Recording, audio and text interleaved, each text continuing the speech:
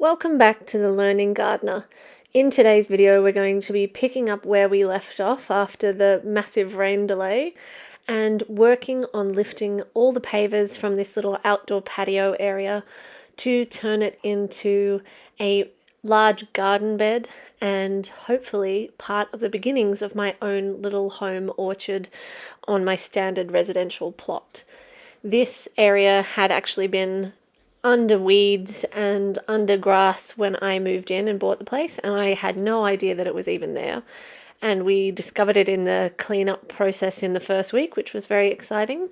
And I had thought that I would put some sort of like outdoor seating area perhaps on the other side, which is the side you're looking at right now, because it's the less sunny side. And usually in Australian summer, you don't particularly feel like sitting outside in the sun for too long, or I don't because I'm very fair-skinned. But this was already a patio that was there, so I was just going to leave it there. But it got damaged when we cut down the trees and it got more lumpy and bumpy. So my dad suggested that I lift the pavers to use the pavers again underneath my future garden shed. And so what I'm doing today in today's video is getting ready for that garden shed by moving the pavers. So we had a load of things that needed to be moved, and my dad was only down very, very briefly. So step one, which I have not been able to do by myself, is to take the outdoor table and the glass top and move that round to the courtyard side and just get everything ready so that I could lift all the pavers. There's also a huge amount of weed growth down the back where I want to put the garden shed so it's out of the way. And I've been meaning to spray it with vinegar, but it's just been raining so much that spray would just get washed straight off. So given that we had a break in the rain, I thought I better just get on with this and get all these pavers lifted. I do find this wheelbarrow a little bit irritating. It's not the best wheelbarrow, but also because the ground is so unlevel, it does topple over a fair bit.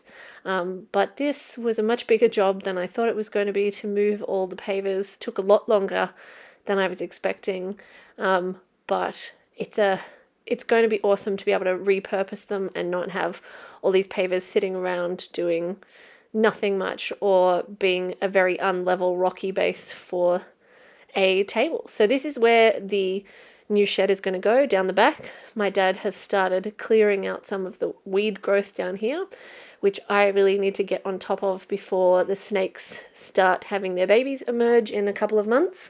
There's also loads of large rotten chunks of tree that were here when I bought the place. So I'm moving some of those that are appropriate sizes, and I've got one more Birdie's raised garden bed to fill, and so I'm going to be using a hugelkultur method with that, and I'm going to put these rotten logs in the bottom and then a whole bunch of autumn leaves from my parents' house and then whatever else I've got lying around the house to fill that up before topping it with some soil. But so step one is to get these rotten logs moved and out of the way so we can create a 3 meter by 3 meter space for the garden shed. There have been loads of random patches of paving around this backyard, like this little patch here. Again, something I uncovered when whippersnippering through here, and it's so densely covered in thick layers of dirt and sand and things, I think, that have just sort of washed down over the years with the heavy rains we've had in the last 2 to 3 years. I think the pavers just disappeared, but it also struck me as a really strange place to have such a small amount of pavers. Like if you're going to pave a pathway, surely you'd think that it goes all the way to the back gate, but it doesn't. So I thought, well, I'll just lift these up and we can use them in the garden as well to create a base for the shed. But you can see how much has grown on top of them. I'm having to scrape off a top layer to actually even get close to being able to lift these pavers up.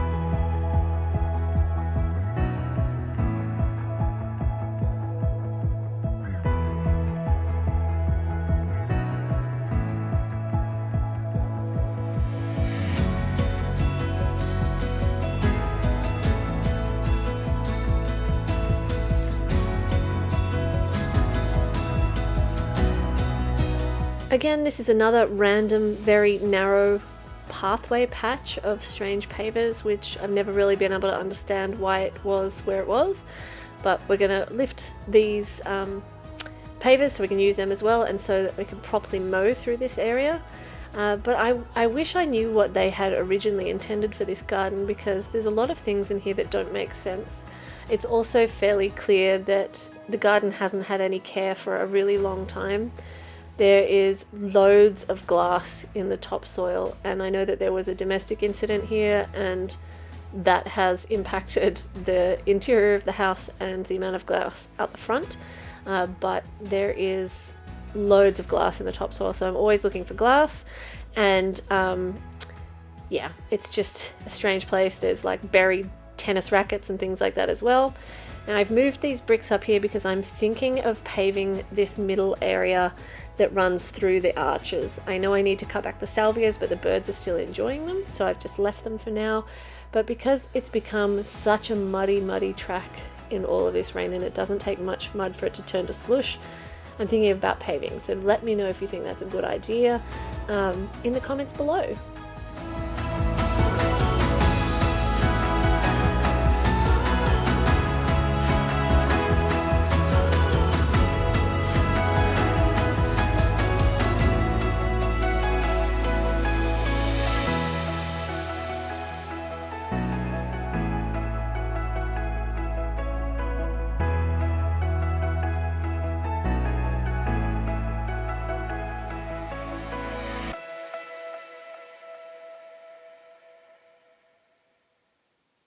As we were moving things, I was joined by these two beautiful eastern yellow robins who were enjoying the worms that were unearthed in the process of moving the pavers.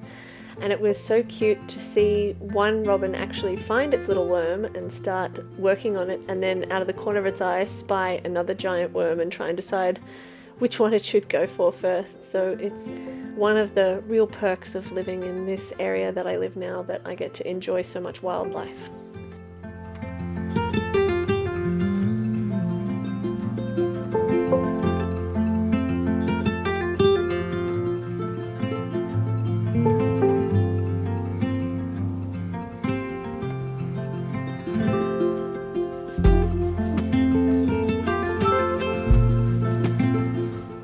So this should give you a bit of an idea about what I'm talking about when I'm finding glass in the topsoil all the time. So I'm always really careful, and sometimes this is why I throw out patches of topsoil, because there is just loads of this stuff all over the garden.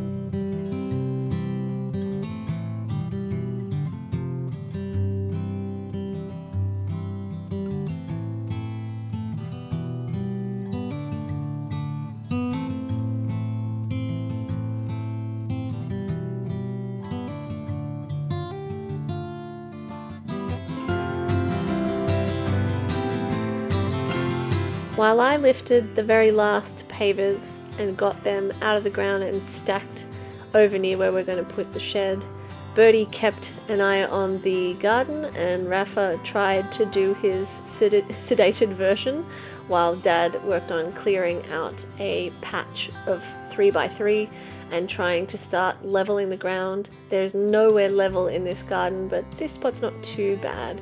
My main concern is whether a branch will fall down from the trees above, but oh well. I just don't want this secondhand shed that we've got sitting in the middle of the yard creating a bit of an eyesore, to be honest.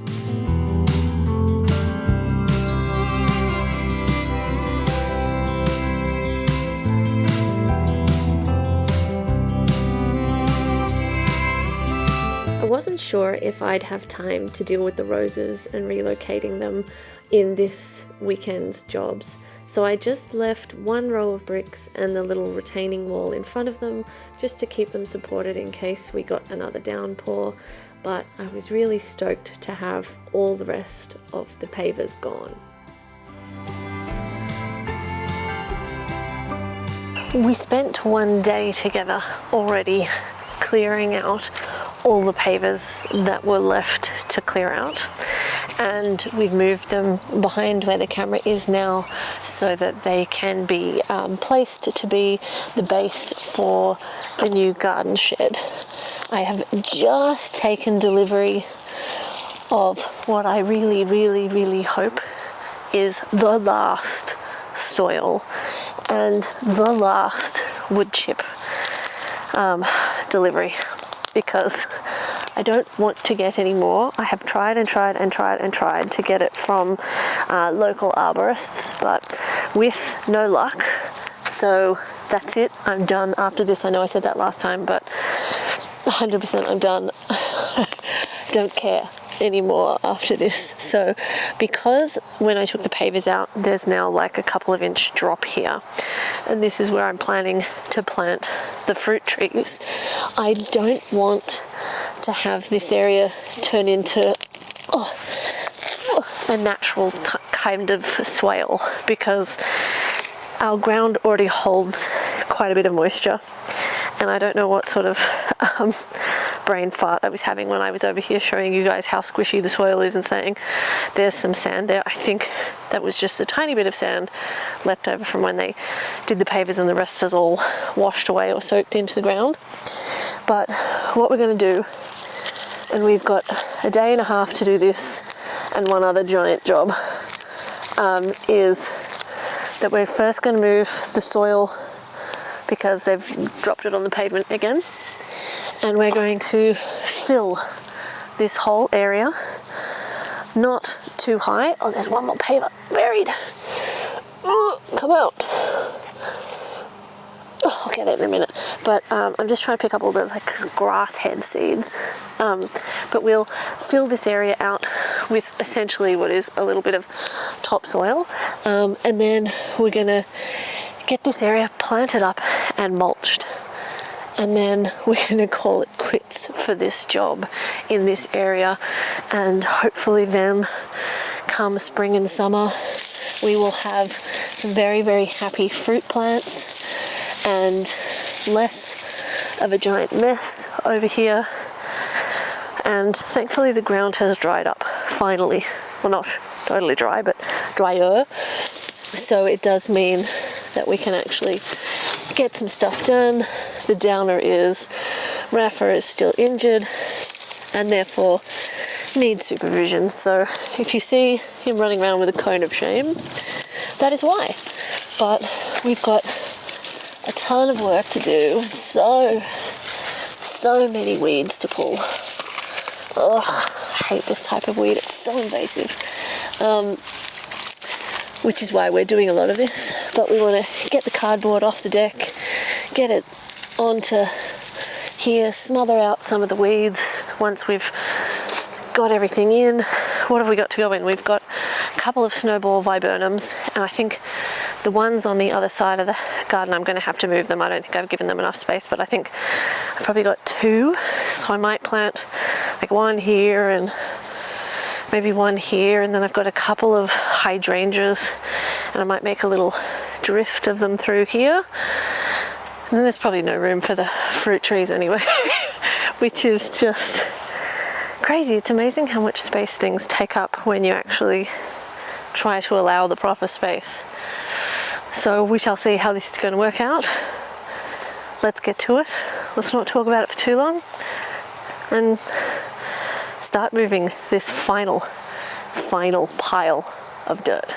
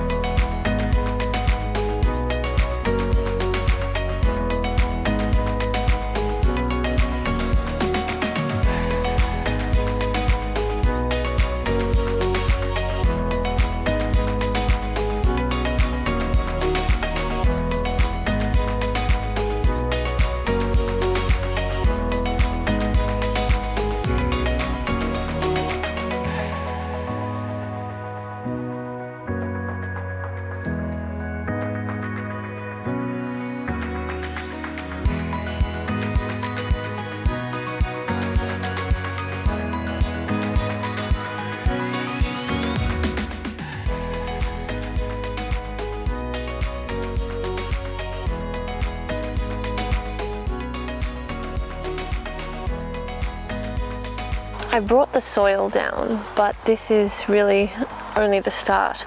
I'm really struggling with trying to work out where I'm going to place everything. In my mind, it all fits. In reality, this one grows up to 1.2 meters wide. The snowball viburnum tree can grow up to 4 meters wide, which would take up this whole patch.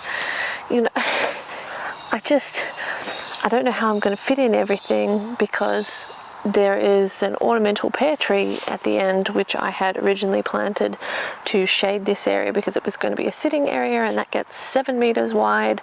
But at least in summer the sun will come through this way, so everything should still get sun, even though the ornamental pear tree is there. Eventually I might have to move the dogwoods, but I think it's a long time away before that ornamental pear tree gets big, and so I'm debating how much do I worry about it now, and do I just move things later, but then moving things later is having to do things a second time, and I'm about to start with these roses, doing them a second time. So number one, they need a prune because they are out of control.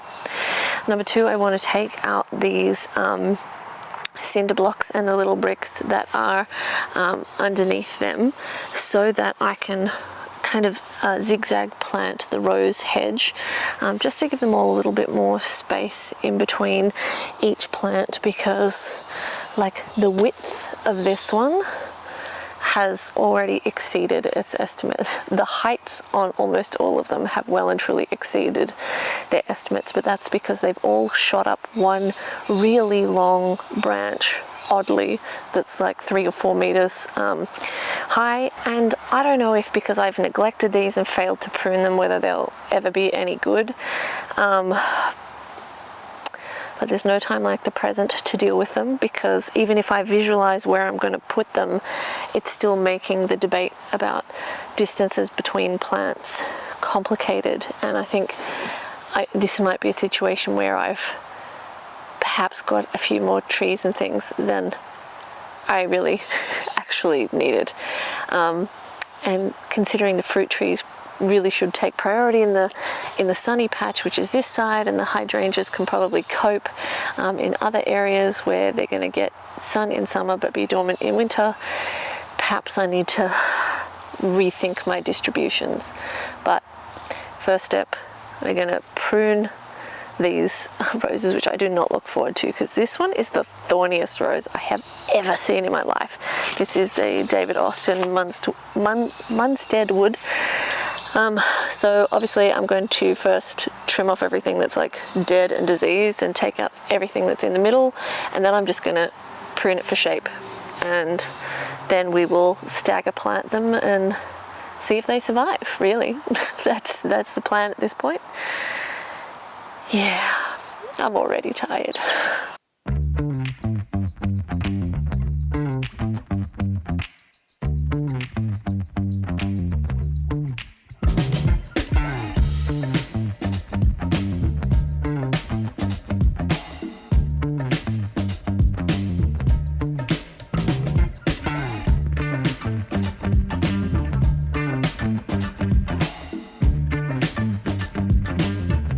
As I'm pruning these roses, I am probably being way too savage, but I don't really care. You know, they are so wayward already that if I continue to let them, you know, these leaves are all diseased, so they're all going, but if I continue to let them grow rogue like they are, they're going to be irritating just like the blackberries were.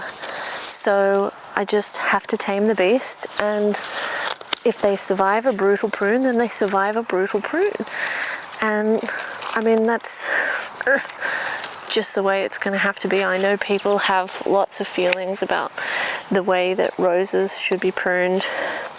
And having never grown roses before, my experience has been that they live on steroids and that they have a mind of their own. And that cutting off all their leaves is totally fine, because I did it and then they all came back.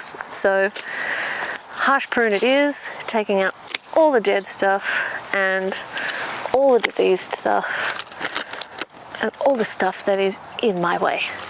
That is how I am planning this prune. I might even take that guy off and reshape them entirely to try again next year, or next season I should say. I'm just making sure that I wash my secateurs in between each plant. But you know what, if these plants don't survive, I can't say, I mean I'll be upset because obviously I want the roses, otherwise I wouldn't have bought them and planted them. But something I have learnt this growing season is that they don't do that well with the coastal area, which is where I live. So it is what it is, and I can't help them with those problems. I can't help with the humidity. So if they're not going to be happy here, then we will find out sooner or later. And for now, we just need to de-weed, give them a little bit more space, and just see how they go. And if this coastal zone is too difficult for them and too humid for them, then it'll be too humid for them. But they've all bloomed beautifully so far, but they've all been constantly riddled with diseases. So maybe that's just life with roses, and maybe that's just my life with roses. I'm still really hoping that the blackberries that we tamed recently together haven't still got little roots that are in this area waiting to emerge as a lovely little surprise in the warmer months. Like really, really hoping, because I feel like if that's happened, it's sort of the beginning of the end of the thornless blackberries, and it'll forever be a war. And I think if they have spread runners out, I will probably rip the whole plant out, because I'll have no idea if they've come from, they've penetrated the weed mat that's under here, or if it's from when the plants rooted, when the canes fell on the floor. So fingers crossed for that, but we shall see. So for those who have been wanting to know, and thank you so much to all our lovely new subscribers and all of our longer term subscribers, we are a cold zone 10. So in other words, we don't freeze here in Australia, which is probably a surprise to nobody. So they're all cut back now and looking way more civilized. So just for the record, in case the tags like this one break and get lost, this one here is a hybrid tea piece. This one here is a hybrid tea Chicago piece. Hybrid tea Princess Margaret. A Princess Charlene de Monaco bush rose, and then the David Austin Munstead wood. So what I'm going to do now is I'm going to leave every second one where it is, and so that means the Chicago piece and the Princess Charlene are going to move forward a little bit, but the first step to doing that is going to be to first get rid of all the rose bits and chuck them in the garbage bin, and move these pavers so that I can spread a little bit of the soil this way and just rearrange things a little bit so everybody has a bit more breathing space.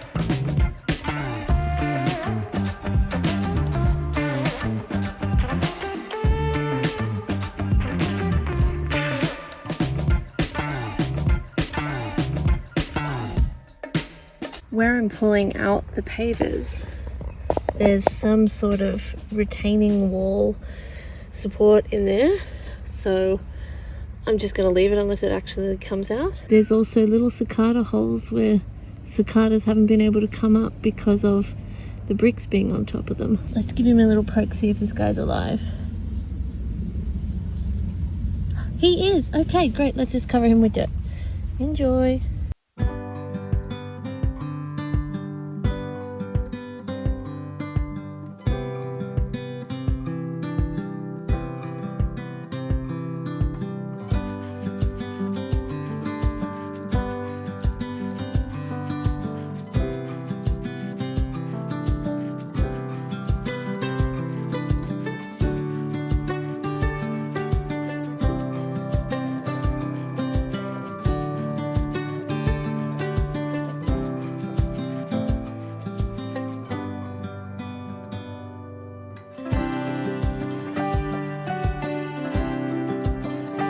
Okay, so I'm really hopeful that I have now decided where everything is. So we've got 2 dwarf peach trees here. We have a Lapin cherry here, and I know cherry trees can get quite large, but my goal is to prune the fruit trees to make them a manageable size so all the fruit is not meters and meters away from me. Also because, you know, the bush is right behind us. We get plenty of bush rats that appear and eat things. We get plenty of parrots, as you guys have seen if you're following us on Instagram, which is @theLearningGardener. So we need to be able to net things, and in order to net the fruit trees and fruit plants like the blackberries, they have to be of a manageable height and size, which is why I eventually decided against an arbor for the blackberries, but I'm still not sure what to do beyond my emergency prop of the blackberries. So what I'm going to do now is I've got them roughly set out where they're going to be. I'm going to go around and tidy them up. So this cherry tree's got a whole bunch of little branches coming off from the base which need to be chopped off, and I'm going to tidy up the peach trees and just make sure that there are no branches coming into the middle, and then we're going to pop them in the ground with fertilizer and blood and bone, and also a deterrent for they're called curl grubs. They're like a grub that eats the roots of a plant, and they come from black beetles. And I'm also going to put some soil acidifier in. And because the puppies are here, even though Rafi's up on the deck fast asleep because he's on sedatives, I don't want to put the soil acidifier on until right before we put the mulch on, because I don't want my big bird sitting in soil acidifier, although she'll probably try and eat the fertilizer. Anyway, so should we get to it, Birdie? So I'm going to start by taking off any low branches and pulling out some weeds from the bottom. These poor fruit trees, I feel so bad. I have neglected them something fierce. I had every intention of planting them much earlier in the season, and I probably shouldn't be doing any of this without a sealer to seal the branches that I'm pruning, but if I wait for that, it'll never happen. But I had every intention of planting these guys ages ago, and it just never ever happened because I could never decide where I wanted them, because obviously I wanted them to have sunlight, and this is the most sunlit part of the garden, but there were pavers here and I was like, no, I'll just leave them. So here we are, finally, they're getting in the ground. So I'm going to prune them back and hope for the best. And I'm trying to create a nice kind of bowl tree shape while controlling the height. And hopefully that's done. I'm going to clean off my secateurs and do the next one. So goal number 1 is take off all the dead bits, or all the horizontal bits, or all the bits growing into the middle.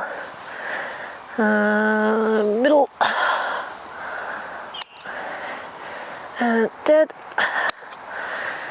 and then just making sure it's got a pretty decent shape.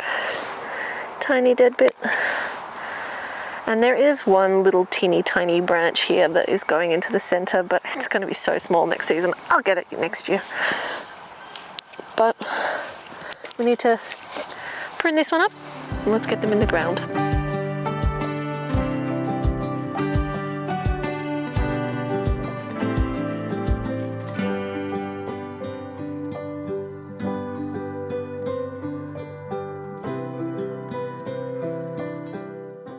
At this point, it occurred to me that perhaps Japanese maples might have invasive roots, and my stormwater pipes run down this side, which is quite irritating because it's the sunny side of the yard, about a meter away from the fence line, depending on, I guess, if they run straight all the way down here.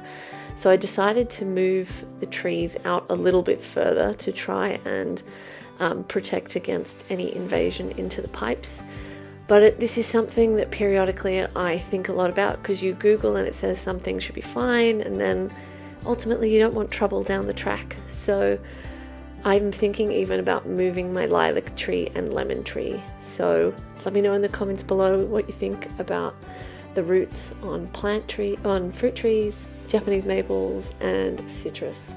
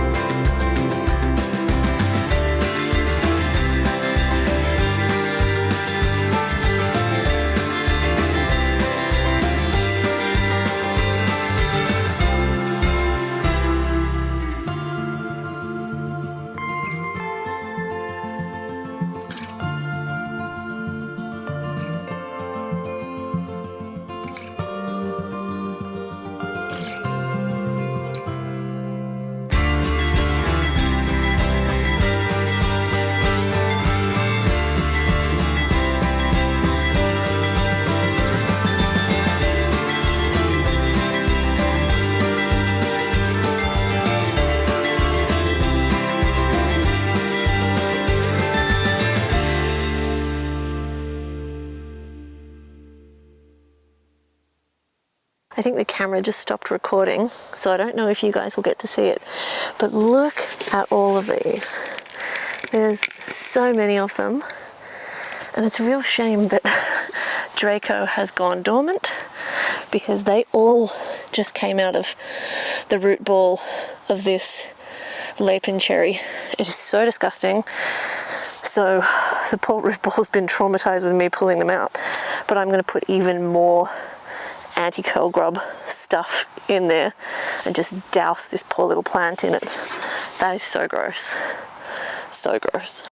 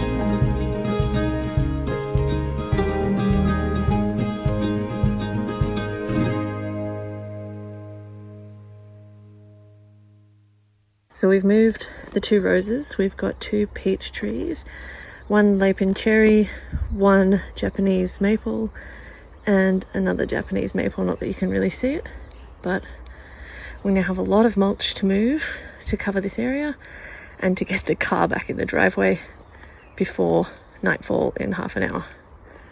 Wish me well. It is well and truly after dark now, or after sunset anyway, and you can see I didn't manage to finish. So I'll have to pick this up tomorrow, and we also still have bulbs and some foxgloves and things like that to plant in here. So still a lot more to be done. The mulch is all down, which is a nice relief to have that happen, although I didn't manage to get that all done yesterday. So now what I'm going to do before I call it quits on this project for the weekend, because I just remembered I have a ton of bone broth I actually have to can, and that takes quite a while in the pressure canner. I'm going to, oh, that's cardboard, can't put these here. I'm just going to work out where I'm going to put the bulbs and things like the foxgloves.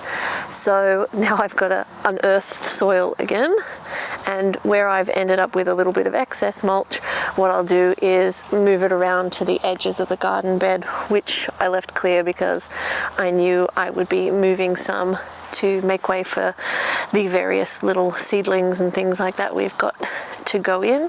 So we've got 2 punnets of foxgloves. I did try to start some from seed, but because of the rain we've had lately, every time the seeds just get washed away.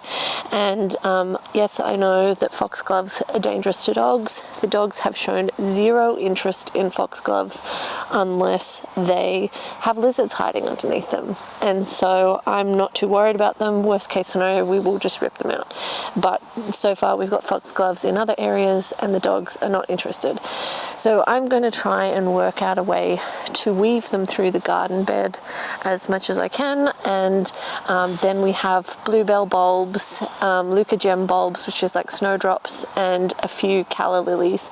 And I'm just going to pop them in various spots and get this garden bed done and sorted so I can head inside and do some canning before it's back to work.